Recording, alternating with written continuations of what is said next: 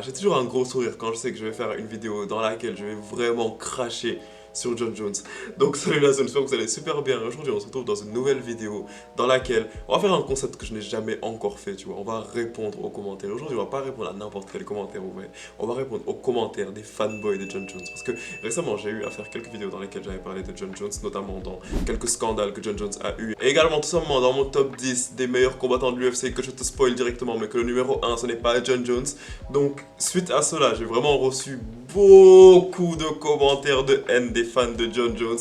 Et aujourd'hui, je vais me faire un malin plaisir, tout simplement d'y répondre. Comme d'habitude, je te conseille vraiment de t'abonner à la zone parce que, à ce qui paraît, si tu ne le fais pas, Jon Jones va venir chez toi à 2h du matin pour te vendre du shit. Donc, on va commencer tout d'abord par le premier commentaire qui vient de Mage804. Donc, cette personne nous a dit Jones, il tank. Jones, il tank. Je peux pas insulter, genre c'est YouTube, tu vois, mais t'as compris. Il tank, frère. Il fuit personne, le seul qui a fui c'est Ngannou pour se faire éteindre comme une merde. Affronter Jones c'est un privilège. En fait c'est ça tu vois, genre le gars il est en train d'imaginer Jon Jones qui me fait des trucs tu vois. Genre, en fait c'est ça les fans de Jon Jones tu vois, genre c'est un gars qui est littéralement en train d'imaginer, genre de fantasmer sur Jon Jones qui me fait des trucs tu vois. Tu vois ça commence à faire que je commence à croire dans la théorie selon laquelle Jon Jones est gay tu vois. Mais il n'y a rien de mal avec ça, genre je précise bien ça pour YouTube, je précise vraiment ça pour YouTube. Il n'y a rien de mal avec le fait d'être gay. Genre si YouTube censure ma vidéo, ça veut dire que vous YouTube vous êtes homophobe, vous voyez. Il n'y a rien de mal avec ça. Maintenant, si on parle plus sérieusement de ce commentaire, genre, ce qu'il a dit c'est que Jon Jones il fuit personne. Excuse me. À quel moment Jon Jones il fuit personne? Donc déjà pour commencer, Jon Jones il est en train de fuir Thomas Hearns à Leicester, c'est totalement évident. Récemment j'ai fait une vidéo dans laquelle je t'ai présenté tous les combattants que Jon Jones il a fui. J'ai parlé de combattants un petit peu comme Francis Ngannou que Jon Jones avait fui. Et également c'est ça que tu voulais dire, c'est Ngannou qui a fui Jon Jones. Non, parce que au moment où Jon Jones, tout le monde le poussait à affronter Francis Ngannou, techniquement à ce moment-là, Jon Jones n'était même pas encore champion. Non, Francis Ngannou n'était même pas encore champion, tu vois. Et Francis Ngannou était d'accord pour le fait d'affronter Jon Jones si Jon Jones montait à la catégorie au-dessus, tu vois. Mais Jon Jones, on lui a proposé 10 millions. Littéralement 10 millions pour affronter Francis Ngannou, mais Jon Jones avait refusé. Et à ce moment-là, comme je le répète, Francis Ngannou il n'était pas encore champion. Genre bien sûr quand Francis Ngannou a été champion, on lui a proposé d'affronter Jon Jones et on lui a proposé des grosses quantités d'argent. Mais à ce moment-là également, Francis Ngannou il avait des problèmes avec l'UFC en termes d'argent. Mais Francis Ngannou il y a plein de moments où il a collé à Jon Jones, mais Jon Jones il n'a jamais accepté d'affronter Francis Ngannou. Et c'est compréhensible les gars. À la fin de la journée c'est compréhensible. Qui veut affronter Francis Ngannou? Qui veut affronter Francis Ngannou, les gars? Genre, c'est logique. Jon Jones, sur ce point, je suis avec toi. Moi non plus, j'ai pas envie de me faire éteindre avec une patate. J'ai pas envie. What? Après, il y a un autre commentaire qui est plutôt long. Il vient de... Les gars, je suis désolé si je prononce mal vos noms, mais ça vient de Mokro JZL. Il dit, t'es vraiment un clown, mec. Comment tu ne peux pas mettre Jones en premier? Parce qu'il y a un gars qui s'appelle Georges Saint-Pierre qui existe. Jamais de la vie, GSP passe devant Jones. Si, genre, techniquement, ils ont le même palmarès, 26-2, sauf que l'un, il l'a eu en se dopant, alors que l'autre, il l'a eu de manière totalement naturelle. Tu veux parler de dopage? Oui, je veux parler de dopage. Oui, Mokro, je veux parler de dopage. Tous les combattants sont dopés, même GSP est dopé, il a déjà perdu. Excuse me? À quel moment GSP est dopé? Les gars, sortez-moi une preuve, sortez-moi un article. J'ai remarqué que c'est un commentaire qui vient souvent. Le fait que, ouais, non, à l'UFC, tous les combattants sont dopés. Les gars, c'est pas parce que Nate Diaz a dit dans une interview que tous les combattants sont dopés alors que lui il était high que ça veut dire que c'est vrai, tu vois. Certes, il y a des combattants qui sont dopés, mais pas tous les combattants sont dopés. Georges Saint-Pierre, il a milité pendant très longtemps contre l'utilisation des produits, genre des stéroïdes, tu vois. J'ai juste envie, genre, de voir une preuve, genre un extrait d'interview, genre un article ou n'importe quoi, genre dans lesquels il y a une preuve flagrante que Georges Saint-Pierre est dopé, tu vois. Également, genre, un truc qui est important à prendre en compte, c'est que Georges Saint-Pierre, tu vois, il s'est battu, genre, il se battait à une fréquence assez élevée, et il n'a jamais été attrapé, genre, pour des stéroïdes, tu vois, alors que normalement, si tu te dopes, surtout dans un pays comme le Canada, où, genre, tu vas subir des tests de drogue plutôt souvent, tu vois, et on l'a jamais testé positif, donc les gars, là, tu peux juste te fier à la personne et dire que ouais, elle était naturelle, tu vois. Alors que votre Jon Jones, on l'a attrapé 3 fois. Les gars, quand même, genre soyons honnêtes quand même. On l'a attrapé 3 fois. Oh, après il a dit quoi d'autre même? Tous les combattants sont dopés, même GSP est dopé, il a même perdu Jones, et pas juste le GOAT de l'UFC, c'est le GOAT de tout le MMA. Ça, même GSP l'a dit. Ouais, mais les gars, genre, c'est pas parce que GSP a dit par respect que John Jones est meilleur que lui que c'est-à-dire que John Jones est meilleur. Genre, ça c'est partout, genre, même dans la NBA. LeBron James va dire, ouais, non, Michael Jordan c'est le meilleur. Michael Jordan va dire, non, LeBron c'est le meilleur. Mike Tyson, Mohamed Ali, c'est toujours la même chose. Genre, deux GOATs, c'est toujours comme ça qu'ils vont parler, mais genre, ça va pas dire. Faut pas prendre leurs mots pour de l'or, tu vois. John Jones a pas perdu contre Dominic Reyes. Bon, ok, je pense que je vais m'arrêter ici. Je pense que je vais m'arrêter ici. Parce que à partir d'un certain moment, les gars, il suffit juste que vous regardiez le combat. Euh, un truc qui est important à prendre en compte, c'est que les gars, les juges sont des êtres humains. Les êtres humains font des erreurs. Genre, le truc, c'est que l'UFC, c'est un sport qui peut malheureusement parfois être euh, subjectif. Genre, ça va pas être comme le foot où genre un but est entré, donc un but est entré, tu vois.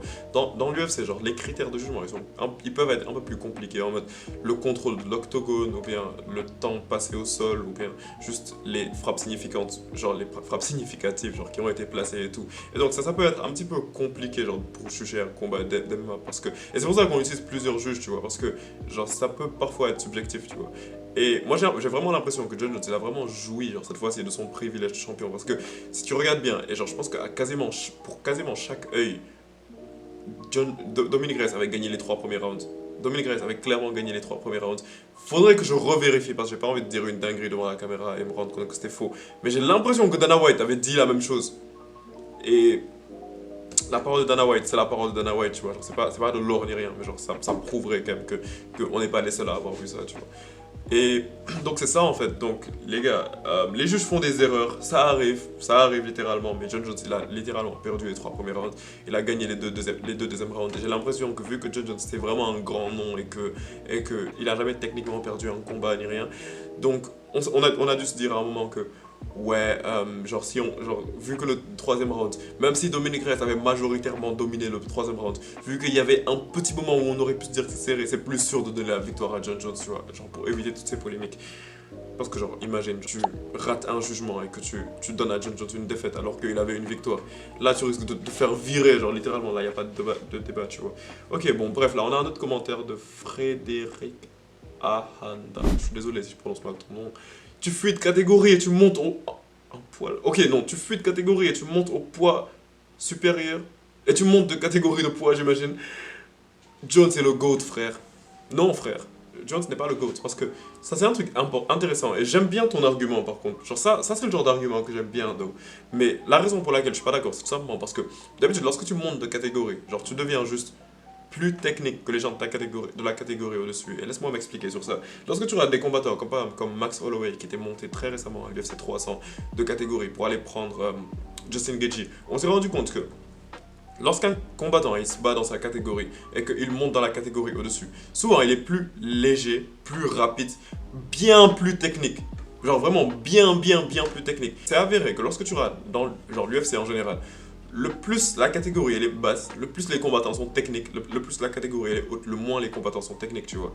Et donc ça prouve que lorsque tu montes de catégorie, ça c'est un truc dont on prend vraiment pas assez en compte, mais lorsque tu montes de catégorie, le plus souvent tu es avantagé sur les gens qui ne sont pas de cette catégorie.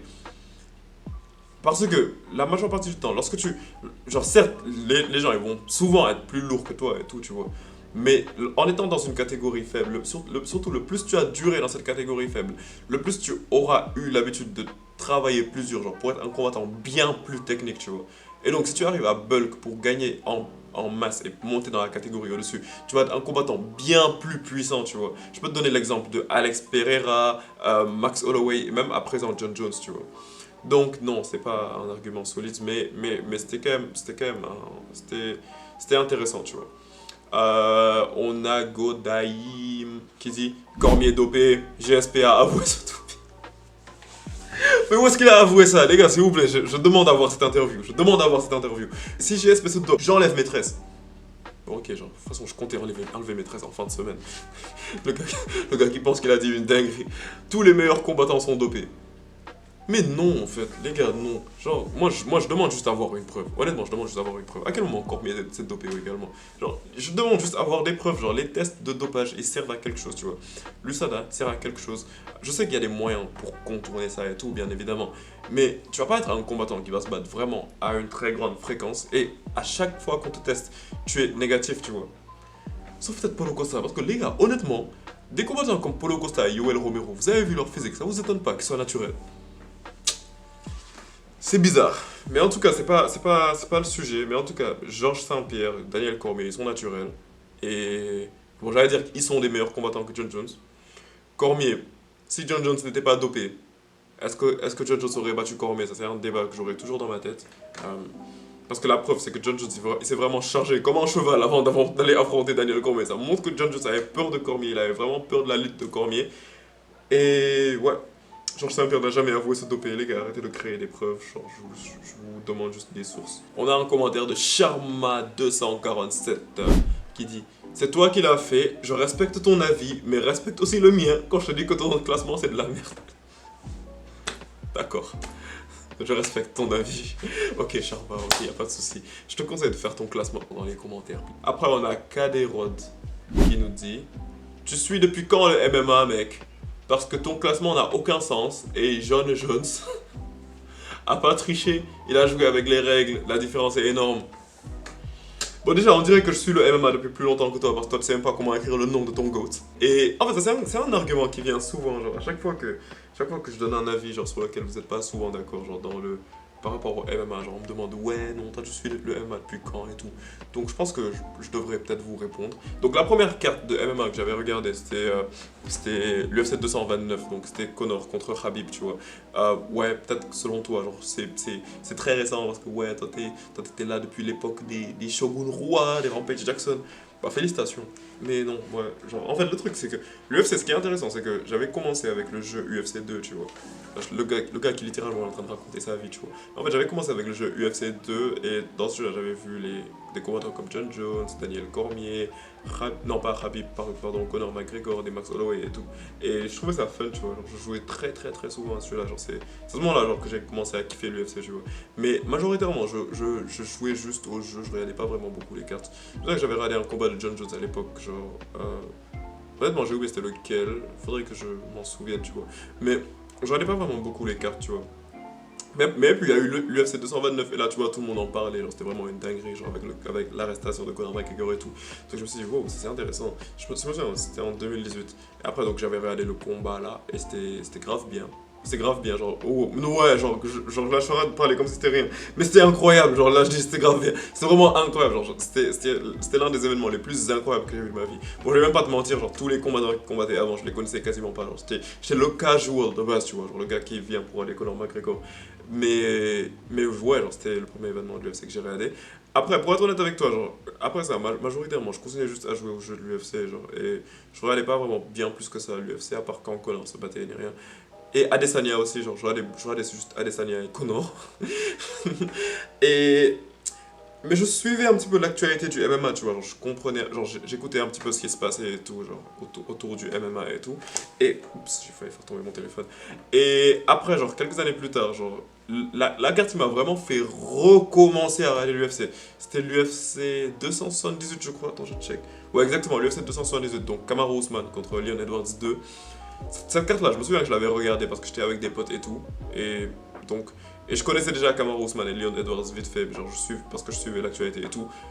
Mais mon gars, quand j'ai vu ce chaos, quand j'ai vu ce chaos, j'ai recommencé à regarder l'UFC directement, genre l'UFC 279, 280, 281 et tout ça jusqu'à aujourd'hui, l'UFC 304. Littéralement, l'UFC 304, c'est ce soir et je suis super hypé de regarder ça. Donc ouais, genre, j'ai pris bien plus de temps que prévu pour répondre à ta question, mais ouais. Donc depuis quand je suis le MMA, depuis l'UFC 229, est-ce que je suis un casual? Franchement, appelle-moi comme tu veux, genre. tant que, tant que je suis heureux en regardant l'UFC, genre. Donc après, il y a quelqu'un d'autre, c'est Mendelian 5610 qui nous dit: vu aussi son palmarès, il ne veut pas perdre un combat. Ouais, t'as totalement raison, t'as totalement raison. Donc, en fait, c'est ça le problème avec les combattants qui sont invaincus, tu vois. Lorsque t'es invaincu, genre, tu vas tout faire pour ne pas perdre un combat. Genre, tu vas tout faire pour fuir des combattants, tu vas esquiver genre, la majorité des combats. Et là, comme dans la dernière vidéo, j'avais pris pour exemple le cas de Alex Pereira, tu vois, parce que par exemple, Alex Pereira, lui, en début de carrière, il s'est fait battre par Israël Adesanya, tu vois. Et maintenant, j'ai l'impression que le fait qu'il n'est pas invaincu, genre, ça fait que il n'a pas peur de risquer genre une défaite, tu vois. Et même avant Adesanya, il s'était déjà fait battre. Il n'a pas peur de risquer une défaite, genre. Il est prêt à prendre tous les combats, tu vois. Et ça, c'est un truc que John Jones n'est pas en mesure de faire, genre. C'est pour ça que John Jones, en vrai, c'est pas un BMF, c'est pas un BMF du tout. Parce que un BMF, c'est une personne comme Max Holloway, ou Dustin Poirier, ou Justin Gaethje, genre des personnes qui ont déjà perdu dans le passé, mais genre vu qu'ils ont déjà perdu, ils se disent, bah ok, genre, une défaite de plus, c'est rien, donc ils sont prêts à prendre n'importe qui, tu vois. Mais John Jones, il a tellement peur de perdre son invincibilité, genre sa soi-disant invincibilité parce qu'il a perdu contre Dominic Reyes, qu'il va toujours essayer de prendre le chemin avec le moins de risques possible, tu vois. Bon, pas dans le passé, je vais pas te mentir, pas dans le passé. Même si dans le passé, genre, il prenait un petit peu le moins de risques parce qu'il prenait des stéroïdes et tout, genre, pour être sûr d'avoir une victoire et tout. Mais surtout dans le présent, tu vois, alors quand tu regardes qu'il évite des combattants comme Thomas Spinal, ou bien même dans le passé, quand il a évité Chael Sonnen, ou bien quand il évite des combattants comme Francis Ngannou et tout ça, c'est tout simplement parce qu'il a peur de perdre cette aura d'invincibilité, tu vois. Parce que honnêtement, Ngannou, genre Aspinall qui se bat contre John Jones, je suis désolé de te le dire, mais à l'heure actuelle, étant donné que John Jones il est même plus à son prime, ce combat il va aller vite. Genre, honnêtement, il va aller vite. Moi j'ai l'impression qu'au premier round, Aspinall il plie John Jones, tu vois. Donc voilà. Il y a Kwakube JZJ2J qui nous dit Reyes il perdu, fin du débat. Je pense qu'il veut se dire Reyes a perdu, fin du débat. Genre il y a plein de fans de John Jones que le Becherel c'est pas trop ça. Les gars, ok. Faut juste que je précise ça. Je parle pas de tous les fans de John Jones, ok. Genre là, littéralement, j'ai juste choisi plein de commentaires genre qui étaient juste insultant et tout. Mais je parle vraiment pas de tous les fans de John Jones. J'ai reçu vraiment beaucoup de commentaires positifs dans cette vidéo. Et en général, tu vois. Et franchement, les gars, je vous remercie vraiment parce que c'est grâce à vous, genre, que ce qu'on est en train de faire là en ce moment, c'est possible. Donc je vous le dis vraiment pas assez, mais les gars, vraiment, merci. Parce que avoir une chaîne de MMA, c'est un truc que j'avais envie de faire depuis vraiment longtemps. J'avais pas l'impression que je savais pas si ça allait marcher ni rien. Et grâce à vous, genre grâce à tous vos feedbacks, vos commentaires et vos partages et tout ça, j'ai l'impression que c'est en train de prendre de l'ampleur, vous voyez. Et merci, juste, genre franchement, honnêtement, merci. Donc après, il y a un gars, il vient et dit John Jones était un Aspinall. En fait, non, genre comme je l'ai dit, genre Aspinall il était un John Jones facilement. Et la raison pour laquelle dans ma tête, c'est vraiment évident qu'Aspinall bat John Jones. Et tu sais pourquoi Aspinall bat John Jones? Tout simplement parce que la preuve qu'Aspinall bat John Jones, c'est simplement ce que John Jones est en train de nous montrer ces temps-ci, tu vois. John Jones il est tellement en train de fuir Aspinall que ça montre que c'est évident que John Jones, il se fait battre facilement par Aspinall, tu vois. Parce que sinon, il aurait accepté de le prendre. Sinon, il ne serait pas en train de suivre Stipe à ce point-là, parce qu'il sait très bien que Stipe, genre, ça va être une victoire facile. Mais que Aspinall, stylistiquement, genre, c'est le combat le plus difficile qu'il peut avoir en ce moment. C'est même pour ça que John Jones, il est plutôt d'accord avec le fait d'affronter Alex Pereira, mais pas Aspinall. Aspinall, il est bon dans tous les domaines du MMA. Après, on a Grâce Samuel 3471 qui dit vidéo assez drôle pour parler de John Jones, qui a atteint tous les champions de sa catégorie. Rampage était quasiment comme Francis Ngannou. Ça aussi, j'ai l'impression que c'est un argument qui vient assez souvent. Genre le fait que Rampage Jackson était comme Francis Ngannou. C'est intéressant parce que je me rends compte que tu connais le MMA, tu vois. Mais non, parce que Rampage Jackson et Francis Ngannou, c'était quand même très différent, tu vois. Parce que si je te rappelle un petit peu Rampage Jackson, c'était comment? Parce que ouais, genre j'ai regardé vraiment quasiment tous les combats, tu vois. Genre, Rampage Jackson, lui, c'était un combattant, genre qui, je vais pas te mentir, il avait vraiment un knockout power, mais il était plus, genre, peut-être pas plus, mais genre il était vraiment super chaud en lutte, tu vois. Genre en lutte, il était vraiment chaud, genre il faisait des power slams et tous des trucs comme ça, tu vois. Mais le truc c'est que, souvent également, il allait partir à la décision, genre on va même pas se mentir, genre il y a plein de ces combats qui partaient à la décision avant qu'il se fasse battre par John Jones, tu vois. Mais Francis Ngannou, en fait, j'ai l'impression que on a tellement la culture de l'instant que l'on oublie Francis Ngannou à quel point c'était flippant, tu vois. Parce que Francis Ngannou, c'était un combattant que quasiment toutes les personnes que tu lui mettais en face, en moins de 2 rounds, il les mettait KO, tu vois. Genre, c'était une machine à KO. Genre, ça c'est un truc que je suis en train de réfléchir, peut-être à part Alex Pereira, mais c'est un truc qu'on ne voit jamais à l'UFC, tu vois. Genre, un gars que pendant quasiment toute sa carrière, toutes les personnes qu'on lui a amenées, à part peut-être Derrick Lewis, Cyril Gane, et Stipe Miocic dans le premier combat. Toutes les personnes qu'on leur a amenées, quasiment en 2 rounds, il les a mis toutes KO. Toutes KO, genre rapidement. Et là, je parle pas des KO en mode genre des TKO ni rien. Mais un KO en mode tu vas au sol et genre on dirait tu vas à l'hôpital directement, tu vois. Donc ouais, genre non. Ngannou, c'était pas Rampage Jackson, tu vois. Rampage Jackson, il avait genre des bonnes frappes et tout. Mais honnêtement, les gars, même John Jones l'a dit. John Jones, il a dit que lorsque tu te bats contre Francis Ngannou, tu dois être ok avec le fait que s'il te touche, genre s'il connecte, tu t'endors, tu vois. Et John Jones, il avait peur de ça, soyons honnêtes. Genre, qui n'aurait pas eu peur? Genre, moi, je suis en train de parler. Moi, tu penses que j'ai pas peur d'affronter Francis Ngannou? Moi, Francis Ngannou, s'il venait à l'heure actuelle, je suis en panique. Je pleure. Je suis en mode, s'il te plaît, genre prends ce que tu veux. Genre, prends ma caméra, genre, prends mon ordinateur, prends ce que tu veux. Mais non, je veux pas me battre contre Ngannou. Ok, mais c'était intéressant comme commentaire. Donc. On va terminer avec ce commentaire. Genre, c'était le dernier commentaire de la vidéo. Il vient de Pedro 3182. Il dit c'est un plutôt long commentaire. Salut mec, bonne vidéo. Tu as de bons arguments, mais d'autres sont éclatés au sol. Merci, merci quand même pour la bonne vidéo. Ah, je plaisante. Ok, merci. Thank you Pedro, gracias.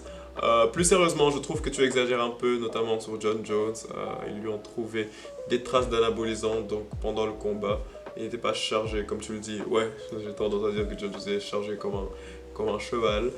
Il n'aurait pas eu que des traces. Et même si c'était le cas, nous ne pouvons pas dire qu'il a triché sur toute sa carrière. Ça, c'est plutôt intéressant. C'est plutôt intéressant comme commentaire. Le truc, c'est que John Jones, il a été chargé comme un cheval, tu vois. Et la raison pour laquelle je disais que John Jones il a été chargé comme un cheval, c'est que déjà, il s'est fait pop. Il a pop 3 fois pour les stéroïdes, c'était en 2016, 2017 et puis en 2018. Et puis l'autre truc, c'est tout simplement que lorsque on retrouve des traces dans ton corps, on ne sait pas elles ont été là pendant combien de temps, tu vois, parce que sûrement John Jones il a dû faire des cycles genre en prenant des stéroïdes et tout, il a dû faire bien évidemment des cycles, tu vois. Et le problème c'est que même si on retrouve un pictogramme de stéroïdes dans ton corps, un pictogramme, je te dis mon gars, c'est déjà bien trop, genre c'est beaucoup trop, parce que je le rappelle souvent, mais je le rappelle jamais assez, tu vois. C'est pas le foot, le MMA, c'est pas le tennis, c'est pas le badminton. C'est un sport dans lequel on met 2 personnes dans une cage et que l'objectif c'est qu'une personne fasse le plus de mal possible à l'autre personne en suivant des règles, bien évidemment. Mais tu peux pas accepter qu'une personne soit dopée dans ce genre de sport parce que c'est littéralement dangereux pour la vie de l'autre personne, tu vois. Et c'est littéralement la raison pour laquelle je peux pas, personnellement, moi je peux pas accepter que John Jones, on le voit comme le GOAT du sport alors que c'est, je suis en train de réfléchir, mais je dirais, en tout cas, à la place de dire celle-là, je dirais c'est l'une des personnes qui a le plus triché dans ce jeu, tu vois. Et genre, il est tellement privilégié par Dana White que genre, on va toujours tout faire pour que non, genre, on essaye d'oublier un petit peu genre, genre, tout le mal que John Jones a fait et tout. Mais non. Et en plus, un truc qui est important, c'est que, comment dire, dans le cyclisme, tu vois, le cyclisme, c'est un sport qui n'est même pas, bon, ok, il peut être dangereux parfois parce qu'il peut y avoir des chutes et tout, mais c'est pas le sport genre auquel tu penses de référence lorsque tu penses à un sport genre dans lequel tu as vraiment besoin d'utiliser des stéroïdes et tout, tu vois. Mais le truc, c'est que genre si un cycliste il se fait attraper avec des stéroïdes, il se fait bannir de la fédération automatiquement, genre il n'y avait pas de débat, il se fait bannir et on lui enlève toutes ses médailles, tu vois. Mais t'as pas l'impression que dans un sport de combat, genre un sport qui est bien plus dangereux pour l'autre personne, genre pour l'adversaire, t'as pas l'impression que dans ce genre de sport-là, la punition devrait être plus sévère. Moi, je me dis que normalement, genre, John Jones que vous qualifiez de GOAT et tout, s'il avait pop pour la première fois, donc en 2016, il aurait directement dû se faire bannir. Et donc là, il n'y a plus de John Jones GOAT, il n'y a plus rien. Genre, il n'y a plus de John Jones GOAT. Donc là, c'est déjà terminé, tu vois. Quant à ces 2 défaites, la première est sur un geste interdit, alors qu'il était sur le point de le finir. Ouais, c'est vrai, genre, je suis d'accord sur le fait que la première défaite de John Jones, elle n'est pas injuste. Il a fait un geste qu'il n'était pas censé faire. Genre, les coups de 12 à 6, c'est interdit. Genre, il connaissait les règles. John Jones, il aime trop tricher avec les règles. Genre, comme les doigts dans l'œil, genre le fait d'attraper les gants et tout ça. John Jones, il aime trop tricher avec les règles. Mais cette fois-ci, il s'est juste fait attraper, tu vois. Donc, techniquement, c'est une vraie défaite. C'est une vraie défaite. Même si je vois ce que tu veux dire. Genre, il a dominé son adversaire du début à la fin. Mais ça reste une défaite, tu vois.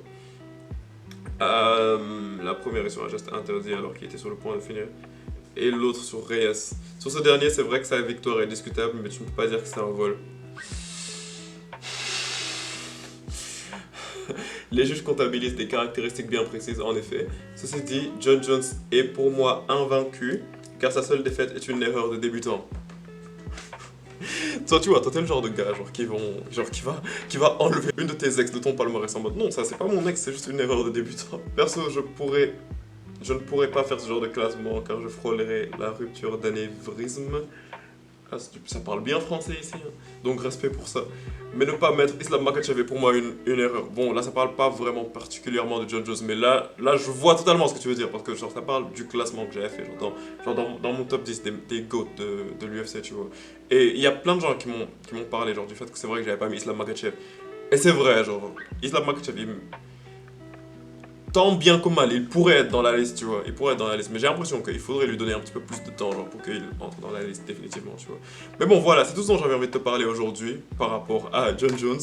Comme d'habitude, ça me fait vraiment plaisir de faire des vidéos dans lesquelles je crache sur John Jones. Je suis vraiment le plus gros hater de John Jones. Donc, donc voilà, si ce genre de vidéo te plaît, je te conseille tout simplement de t'abonner à la zone. Comme d'habitude, par l'espace commentaire et laisse-moi savoir ce que tu penses de ce genre de vidéo et genre de John Jones en général. Et comme d'habitude, je suis pressé de te lire. Peut-être je pourrais faire une autre vidéo dans laquelle je vais répondre aux commentaires. Et ouais, genre, comme d'habitude, genre avant de terminer la vidéo, j'ai juste envie de préciser ça, tu vois. Là, j'ai vraiment choisi les commentaires de haine, tu vois. Mais il y a vraiment beaucoup de commentaires positifs. Et les gars, je vous remercie vraiment de ce que vous êtes en train de faire, ouais. Genre, je vous remercie vraiment de ça. Mais comme d'habitude, la famille, on se capte pour la prochaine vidéo. Peace out.